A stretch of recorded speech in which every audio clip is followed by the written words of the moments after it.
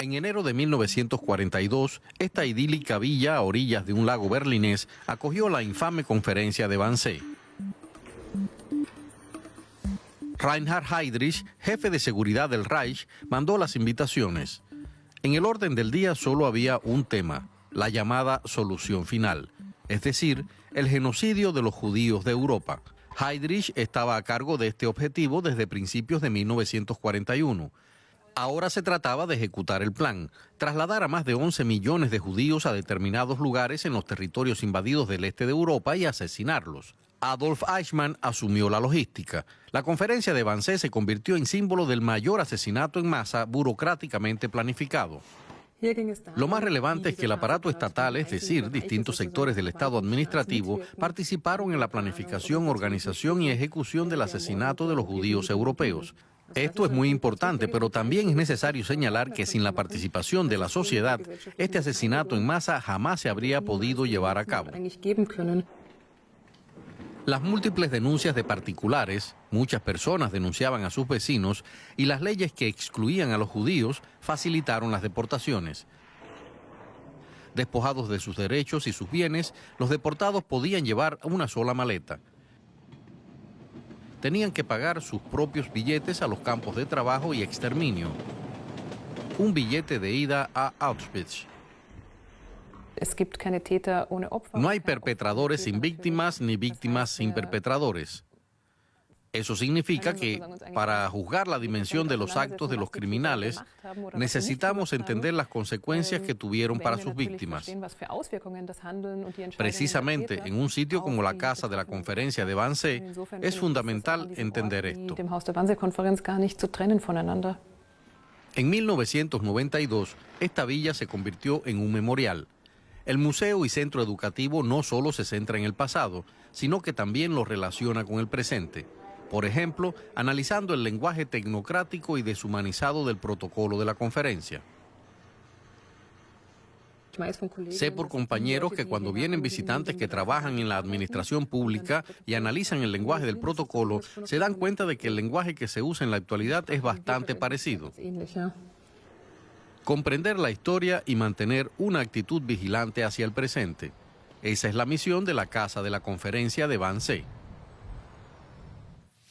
Bien, tenemos para ampliar este tema con nosotros a la señora Elke Grilewski, es directora del sitio de memoria de Bergen-Belsen, un antiguo campo de prisioneros de guerra creado por los nazis y que también llegó a albergar a miles de prisioneros judíos. Muchísimas gracias por estar con nosotros y quisiera comenzar preguntándole por la percepción que ha compartido la Asociación Judía en Alemania. ¿Comparte usted esa impresión de que el sistema educativo alemán no aborda lo suficiente los crímenes nazis? Buenas noches. No, yo no estoy de acuerdo de que no se aborda. Yo creo que el problema es el cómo se aborda. Hay dos cosas que se debería tener en cuenta siempre y donde muchos profesores no lo tienen en cuenta. Primero, es sumamente importante de que se haga entender a los jóvenes de que la historia tiene que ver con el presente y de que no es un pasado lejano que ya lo podemos olvidar. Y el segundo punto es relacionado a los hechos históricos. Es sumamente importante evitar de transmitir mitos y leyendas, como por ejemplo un mito que se transmite mucho, el de la obediencia debida, sino abordar la historia de una forma muy franca, que significa también mostrar de que la mayoría de los alemanes y los grupos profesionales participaron activamente y sin pensar en lo que hacían. Ahora, usted trabaja hablando precisamente del presente con escuelas y con grupos de jóvenes. ¿Cómo perciben desde su perspectiva la historia las nuevas generaciones en Alemania? ¿Nota alguna diferencia en relación con generaciones anteriores? Bueno, emocionalmente esta historia es para muchos jóvenes, cuando se acercan por primera vez, tan lejana como la Revolución Francesa. Pero si uno logra mostrarles que tiene que ver con el presente, son en general muy abiertos y es muy importante mantener esa abertura y darles espacio de preguntar las preguntas que ellos tienen y no someterlos a lecciones morales que nosotros hemos aprendido, sino dejarlos participar en el desarrollo, cuáles son las lecciones que nosotros tenemos que aprender de esta historia. Alemania en general no escatima esfuerzos en mantener vivo el recuerdo del capítulo más negro de su historia, pero también hay un auge de crímenes antisemitas en estos días. ¿De qué forma pueden aportar instituciones como la suya a que se reduzca la violencia extremista?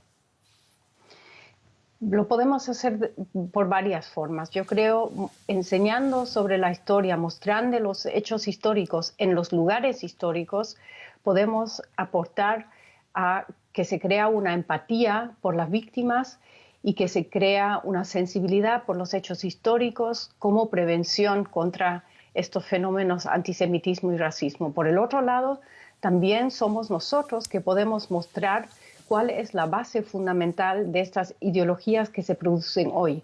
Justo este año lo vimos mucho, de que en las manifestaciones contra las reglas contra el corona había mucha gente que trivializaba el nacionalsocialismo y usaba símbolos antisemitas. Entonces ahí nosotros podemos hacer entender cuáles son las relaciones entre la historia y el presente. Señora Elke Grilewski, muchísimas gracias por estas valiosas apreciaciones, directora del sitio de memoria Bergen-Belsen, y hasta una próxima ocasión. Gracias. Gracias a usted.